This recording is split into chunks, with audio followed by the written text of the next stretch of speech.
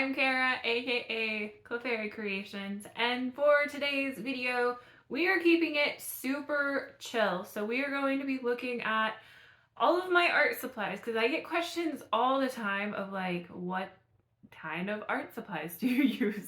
Because let's be honest, I am a mixed media artist, so I have lots and lots of different just mediums that I use. And then also different papers that go with those mediums. So we're going to be taking a look at all of that today. So grab a coffee, a beverage, a drink, maybe a sandwich, who knows, and just kind of chill with me as we look through this. This is completely unsponsored. This is just what I use. So you do not have to use any of this. I'm going to show you what I use and then why I use it and how I like it. So yeah, it's completely unsponsored, but just to answer those questions. And if you hear random noises in the background, that is my dog. And he is a puppy, so we work with it. But grab a coffee and let's get started. Okay, so the first thing we're gonna look at is paper and canvases that I use. So most of the time, if you guys see me on Pinterest Lives, I'm usually using a mixed media paper or a watercolor paper. I have a few different types. So for my watercolor paper, I just use whatever is closest to me. So I get a lot of gift cards to places. And so I just go to those places that I get gift cards to. But this is, I have a bunch of different sizes. This is a 9x12.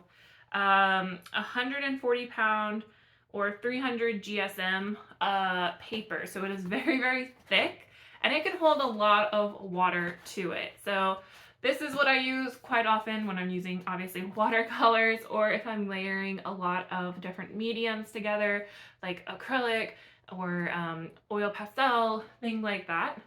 So that is for my watercolors. I also have a just mixed media sketchbook that I use to make doodles in. I think this is like, I don't know exactly what pound this is. It's much thinner than the watercolors, but it's still thick enough to where you can use it for mixed media stuff if you want. I just do, these are some doodles from April. I just use these water-based markers and they don't bleed through, which is super nice. I did do one, like my very first one, with some permanent and it did bleed through. So you just kind of have to practice what you want to use and kind of like test out the papers essentially. Because sometimes it just, that was like my first attempt and then I was like, oh, okay, I need something a little bit lighter. So yeah, definitely testing your materials as you go. And then for like a little bit thicker of mixed media, I have this one, which is 110 pounds, which can also hold quite a bit. Honestly, I've painted on this before and it holds up really well.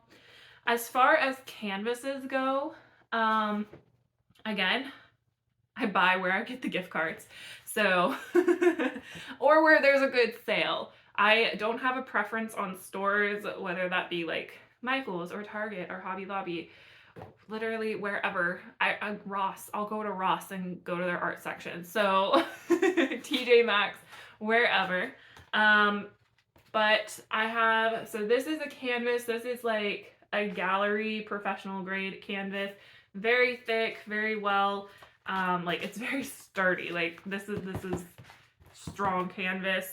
I haven't made a lot on these, to be honest with you. Most of the time I go for a level 2, which I just think is just as good. And I don't ever feel like I need a level 3 professional grade oftentimes. But yeah, I use level 2 a lot. I've used level 1 a lot, which are just, those different levels are just kind of the thickness and like stability of your canvases. So if you have like a level 1, you might have like a flimsier canvas, but you can work around that and have things that, you know, you can do. And then the last type of canvas I use is this flat board canvas. I got this at Target for on sale. There was like a pack of 10 of them and I got it for like $4. And so I'll use these sometimes with acrylic specifically. And I don't know, I find them sometimes easier to use than a full-on canvas because they are like that hard cardboard surface.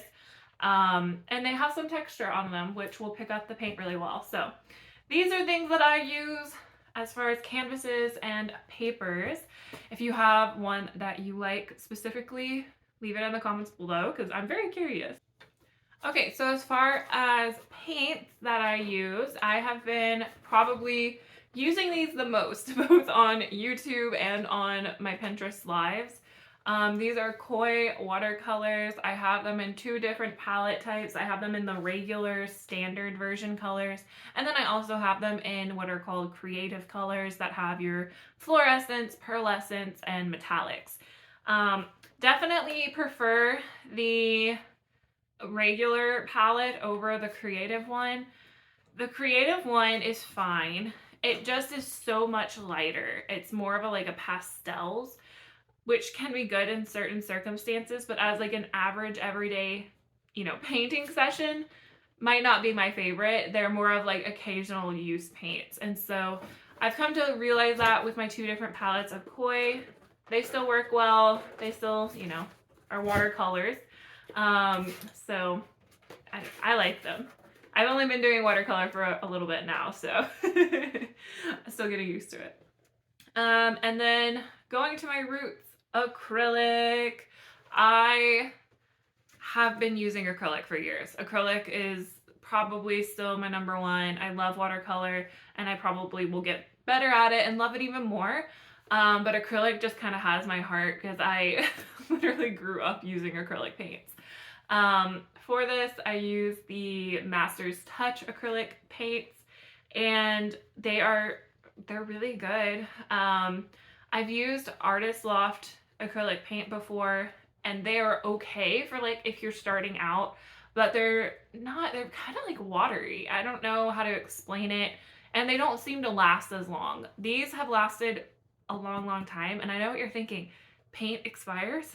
Apparently, because I've had the experience of paint expiring, and it's like gloopy and watery and runny, and it's not nice. So I've had that happen only with Artist Loft. Not saying it's a bad brand, that's just my experience, but I've preferred Master's Touch acrylic, which I think you can only get at Hobby Lobby. So if there's another one out there, there are definitely more expensive ones. These are also more of like, not the cheapest you can get, but they're like in between like a medium to cheap price range.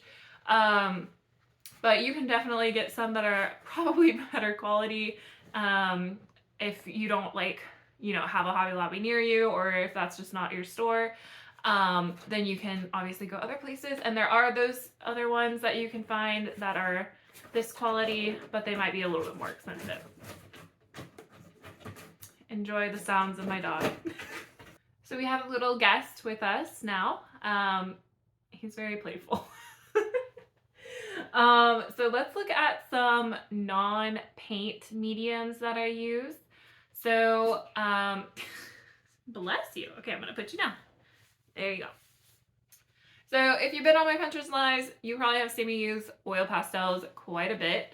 They are one of my favorites to use at this current point. And I have Gallery Soft Oil Pastels. I love these. These are the first oil pastels that I've had.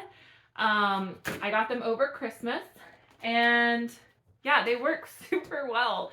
And they've lasted forever. I've made so many paintings with these oil pastels, and I feel like I'm not running out of any of them. So hold on. But yeah, so the oil pastels have held up really well. I enjoy using them, and I do use them on mixed media paper. Another type of medium that I like that are not paints are chalk pastels. So I have 2 different types of pastels. These ones are more like a colored pencil. Let me get it out and kind of see if it'll focus. Focus! There we go. So they look like a colored pencil, They kind of feel like a colored pencil when you're drawing, but they're definitely like thicker. Like when you are drawing, you know that this is not a colored pencil. This is a chalk pastel. But they blend really nicely and they have very, very vibrant colors. Which brings us to the next type that I use, which are colored pencils. So I have Prisma colored pencils. This is the 48 pack. I have had this forever. Like probably 5 years now is when I bought it. Again, another Christmas present. People know me super well. So yeah, these have held up really well. I've used them on multiple occasions and they're not like gone. Like they're not down to the last little bit of colored pencil. So I really like it when I can get my art mediums to just like stretch and be a part of a lot of different pieces. And the last type of medium I use that is not a paint medium, although it kind of feels like a paint medium, are brush markers. So I have the King Art brush markers.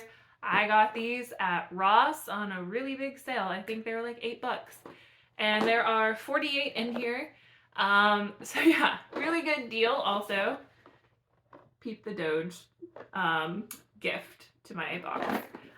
He likes, yeah, we're in the chewing phase.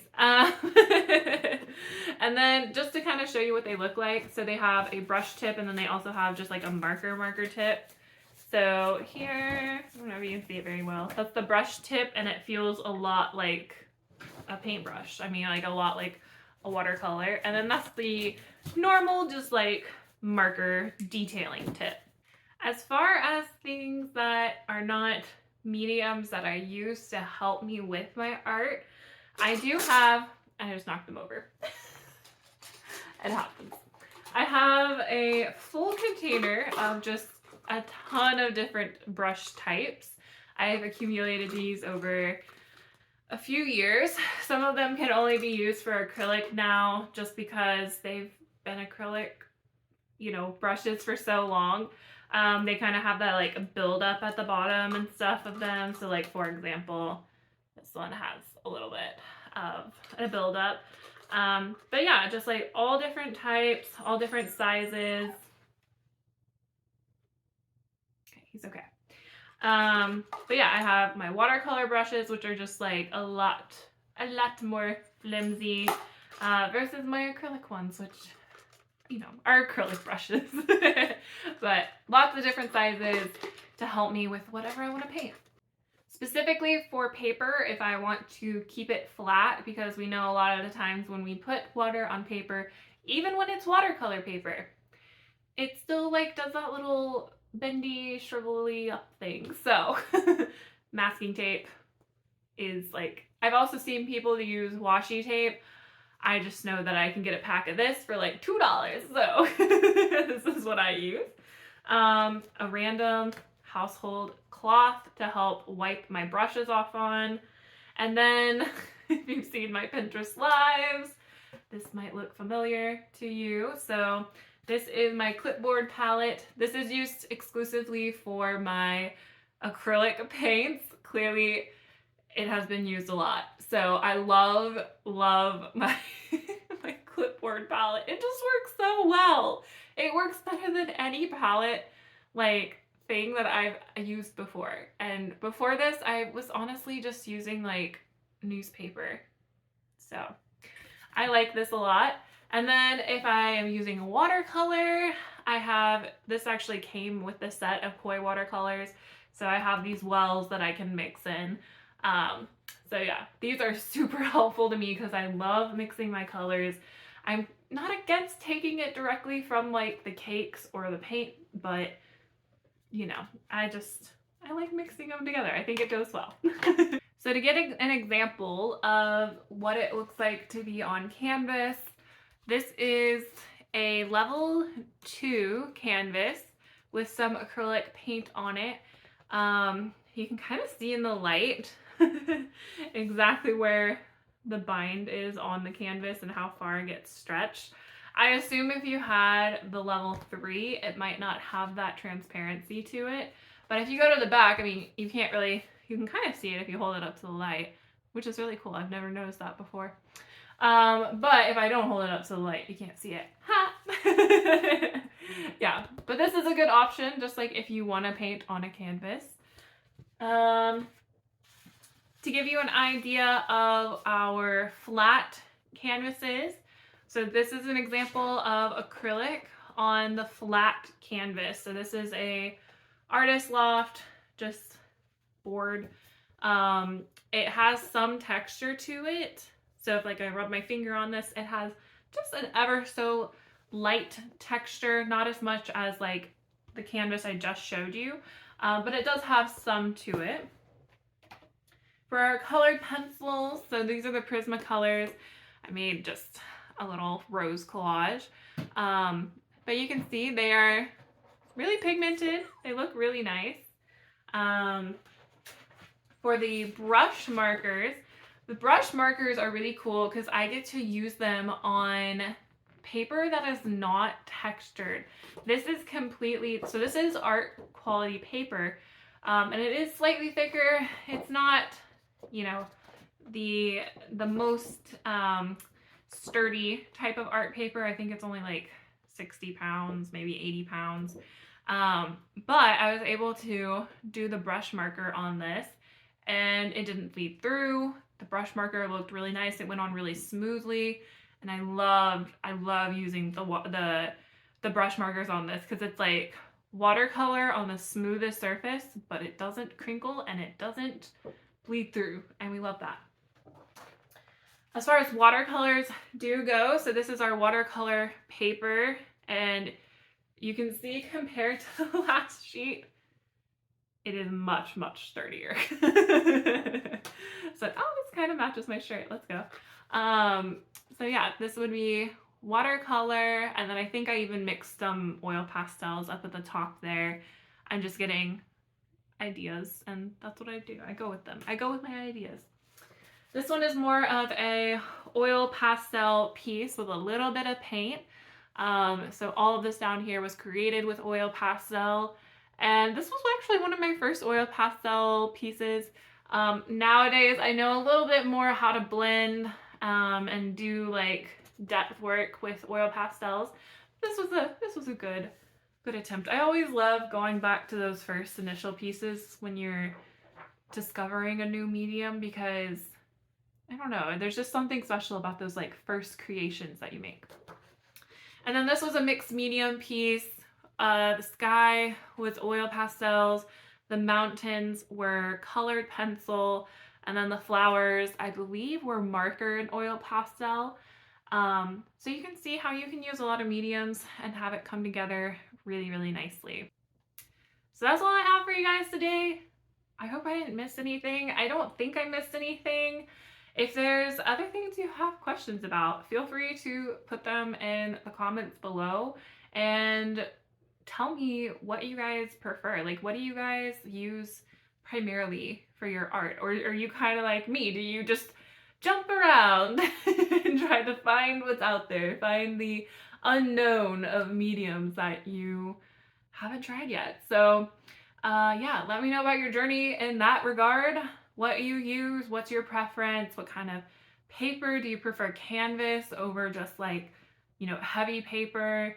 Do you like not even use canvas or paper? Do you just do like stuff on maybe wood or some type of metal? I don't know. There's lots of art out there. I would not put it past any of you guys to have just the coolest like types of creations. So let us all share, let us all know below, and I will see you all next Friday. Thank you guys so much for your support and comments and likes and watches and all of that good things. I really appreciate it. But I'll see you guys back next Friday. Happy creating!